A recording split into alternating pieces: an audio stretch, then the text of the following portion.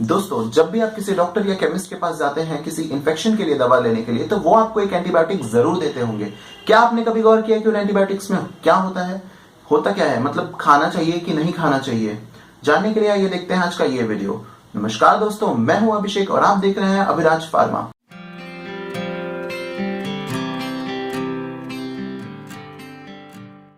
चलिए शुरू करते हैं एक अच्छे से कोट के साथ। Healthy mind resides in a healthy body. दोस्तों, जैसा कि आप सभी लोग जानते हैं कि जब भी आपको किसी जर्म से इन्फेक्शन से कोई प्रॉब्लम होती है तो आप एक डॉक्टर या केमिस्ट के पास जरूर जाते हैं, जो कि आपको एक एंटीबायोटिक जरूर प्रिस्क्राइब करते हैं। क्या आपने कभी गौर किया कि वो एंटीबायोटिक्स होती क्या है? आपको खाना चाहिए कि नहीं खाना चाहिए? कितना हार्मफुल है, कितनी फायदेमंद है, कैसा है, मतलब क्या चाहिए, मतलब लेना चाहिए कि नहीं लेना चाहिए?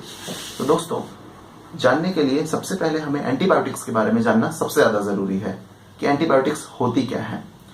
तो दोस्तों, एंटीबायोटिक वो दवा होती है जो कि एग्जैक्टली अलग अलग माइक्रोऑर्गेनिज्म से प्रोड्यूस करके बनाई जाती है, जैसे कि बैक्टीरिया हो गए, फंगाई हो गए, एक्सेट्रा एक्सेट्रा, जो कि एग्जैक्टली माइक्रोऑर्गेनिज्म की ग्रोथ को, जो कि हार्मफुल माइक्रोऑर्गेनिजम्स होते हैं, उनकी ग्रोथ को पहले सप्रेस करता है और फिर उनको किल करता है।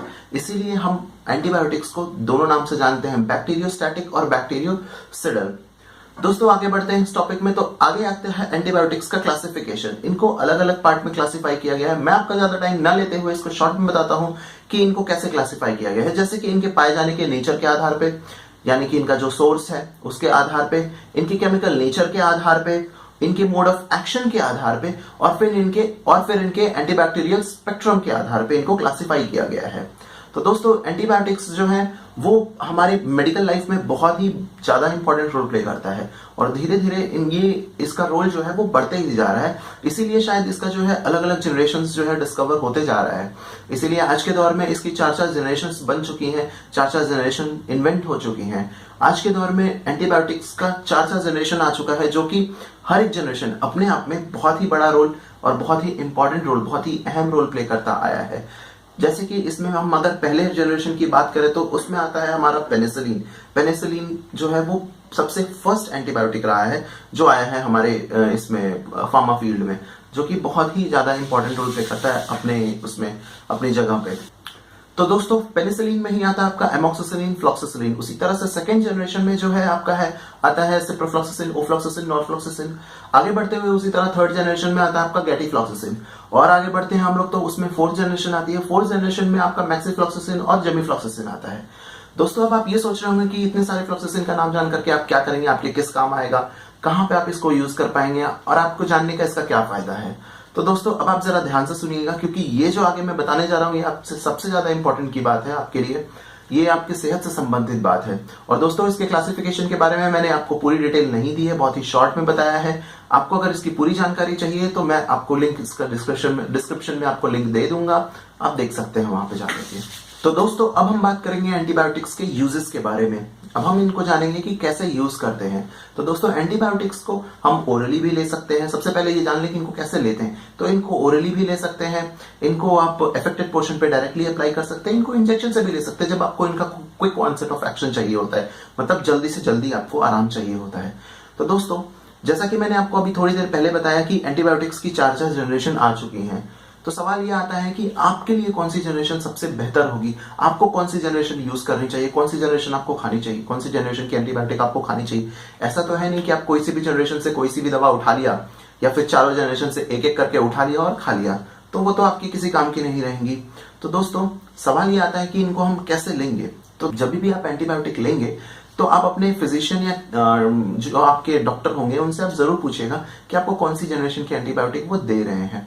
जिससे क्या होगा, आपको ये चीज पता होगा कि आपको कभी भी आप जाकर के ले सकते हैं कि आपको कौन सी एंटीबायोटिक कौन सी जनरेशन की खानी है।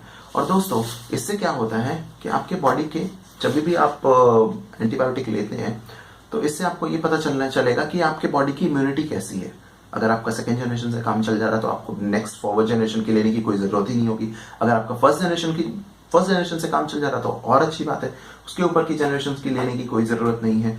जनरली आजकल हम लोग सेकेंड जनरेशन से सभी लोग काम चला ले रहे हैं, सभी लोग का काम चल जाता है सेकेंड जनरेशन से, बट धीरे धीरे हम बढ़ रहे हैं वो।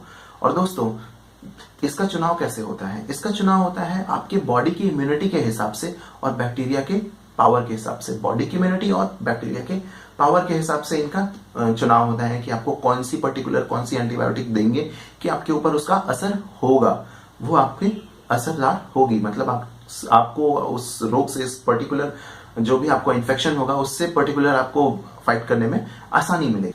और दोस्तों मैं आपकी जानकारी के लिए बता दूं कि अगर आपने गलती से भी हायर जनरेशन की एंटीबायोटिक ले ली, मतलब आपको अगर पहले से सेकेंड जनरेशन चल रही है और आपने गलती से भी हायर जनरेशन की एंटीबायोटिक ले ली, जैसे कि आपने मान लीजिए एक ही बार में सोचा कि 4th जनरेशन की एंटीबायोटिक ले लेते हैं, कैसा होगा देख लेते हैं, तो उसके बाद फिर उसके लोअर जनरेशन की एंटीबायोटिक आपके किसी काम की नहीं रहेगी, वो आप पे बेअसर होगी, वो आपकी किसी काम की नहीं होगी। इसीलिए इस चीज पे गौर फरमाइएगा और कभी भी गलती से भी हायर जनरेशन की एंटीबायोटिक मत लीजिएगा जब तक कि आपको बहुत ज्यादा जरूरत ना हो इस चीज की। इस बात का ध्यान रखिएगा हमेशा हमेशा।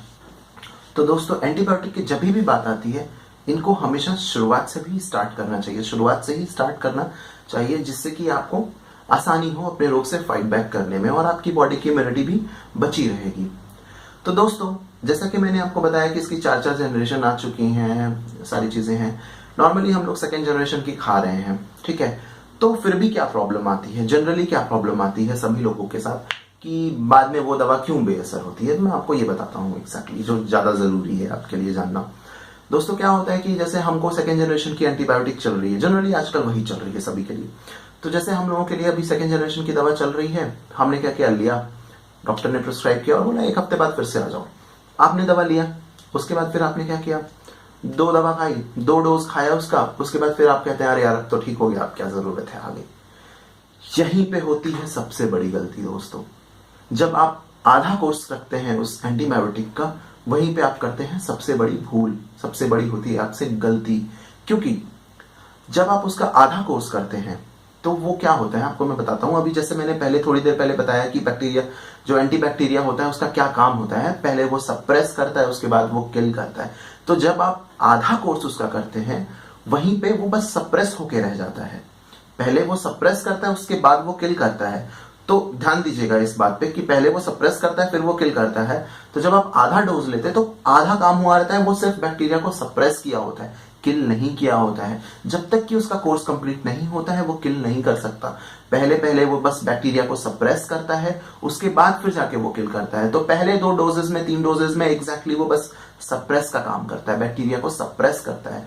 फिर जाकर के जब आप फाइनल डोजेस पे आते हैं, 3रे 4थे डोज पे, 5वें डोज पे, तब जाकर के वो बैक्टीरिया को किल करता है।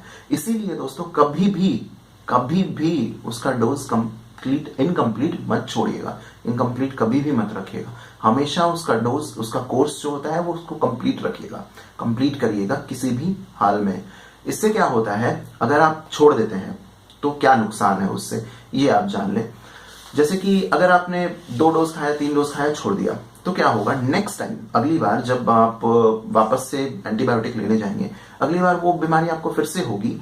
तो क्या होगा कि आप अगर मान लीजिए सेकेंड जनरेशन की पहले ले रहे थे, आपको वो बीमारी फिर से हुई और आपने फिर से सेकेंड जनरेशन लिए, तो वो चीज आपके लिए बेअसर होगी, वो एंटीबायोटिक आपके लिए बेअसर होगी। क्यों?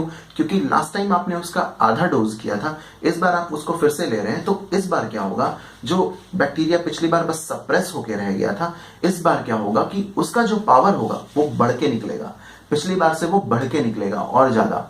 अगर वो पिछली बार इतना था तो वो इस बार इतना होकर के निकलेगा, बस सप्रेस हुआ था। सप्रेस होने के बाद फिर जब उसकी पावर होगी नेक्स्ट टाइम के लिए, मतलब जब आपको वही चीज, जैसे कि मान लीजिए आपको कॉमन कोल्ड हुआ था और आपने फर्स्ट जनरेशन की ली थी और फिर आपने उसका आधा अधूरा कोर्स किया था, तो अगली बार जब आपको कॉमन कोल्ड होता था तो उससे भी ज्यादा होगा, तो वो बढ़ के होगा, वो आपके लिए सबसे ज्यादा खतरनाक होता है। तो उसमें क्या होगा, उस केस में आपको सेकेंड जनरेशन की एंटीबायोटिक किसी काम की नहीं रहेगी, इसीलिए आपको फिर बढ़ा करके लेनी पड़ेगी। जब भी फिर आप देखते होंगे कि अगर आप जैसे लिए, मान लीजिए आपने सेकेंड जनरेशन ले ली, 1 गोली खाई, 2 गोली खाई, 3 गोली खाई, आपकी किसी काम की नहीं आ रही है, खाते जा रहे हैं, करते जा रहे हैं, नहीं काम आती है, तो आप परेशान हो जाते हैं उससे। फिर अगली बार जब आप जाते हैं डॉक्टर के पास, अरे यार ठीक नहीं हुआ सर, सही नहीं हुआ, तो फिर वो नेक्स्ट जनरेशन लिख करके दे देता है और फिर आप तुरंत ठीक हो जाते हैं। उसमें भी आप यही करते हैं, आधा डोज कंप्लीट करते हैं, फिर आप छोड़ देते हैं। तो दोस्तों अगली बार से ये चीज आप ध्यान में रखिएगा कि जो एंटीबायोटिक है उनका कोर्स कंप्लीट करना बहुत ही जरूरी है, क्योंकि जितना ज्यादा आप इनका कोर्स कंप्लीट नहीं करेंगे उतना ही ज्यादा बैक्टीरिया बस सप्रेस होकर रहेगा और अगली बार उतना ही ज्यादा वो पावरफुल होकर के निकलेगा। इसीलिए इनका कोर्स कंप्लीट करना बहुत ही जरूरी है। तो दोस्तों, इनके फायदे के बारे में तो हमने जान लिया, इनका नुकसान क्या क्या है। इनसे कभी कभी डायरिया हो सकता है, कभी कभी आपको जैसे बीमार टाइप लग सकते हैं। इनसे कभी कभी इंडाइजेशन और ब्लोटिंग भी होती है, कभी कभी आपको भूख नहीं लगती है। ये सब इनके हो गए नुकसान। ज्यादा नुकसान नहीं है मेरे ख्याल से, बट फिर भी जो है वो है। तो दोस्तों, एंटीबायोटिक्स के ऊपर ये छोटा सा वीडियो मेरा कैसा लगा मुझे जरूर बताएं, और इस चैनल को सब्सक्राइब करना ना भूलें, क्योंकि मैं आपके लिए ऐसे ही इंफॉर्मेटिव वीडियोस लेकर आता रहूंगा। जय हिंद, वंदे